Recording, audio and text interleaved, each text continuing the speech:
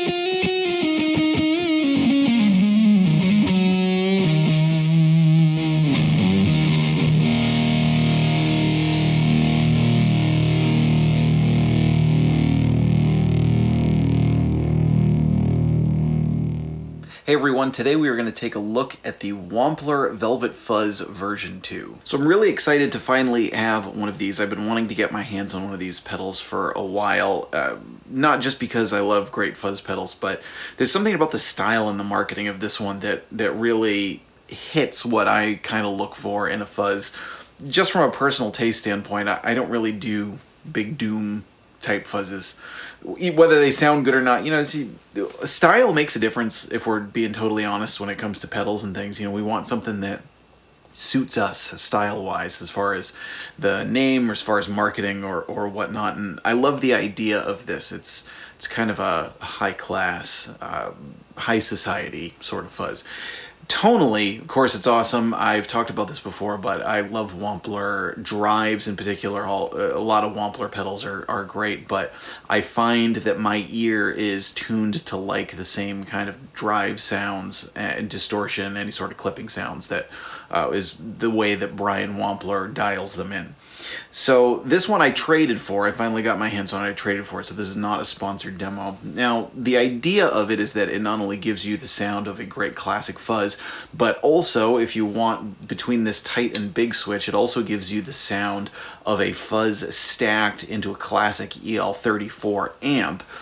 Reason being because, of course, classic fuzzes, one of the best ways to use them was to run them into an already overdriven amplifier. That's where a lot of the classic fuzz tones come from, and it really changes the dynamics of the sound. You get a richer, more powerful drive, more sustain, more saturation, more compression. And fuzz pedals, as much as I love them, sometimes if you play sometimes if you play a fuzz just into a clean amp, They can be really raw and sputtery, and it's not the sound that a lot of people know and love. Now, this one's not raw or sputtery anyway, even on both modes it sounds great, but it's nice that it gives you that option.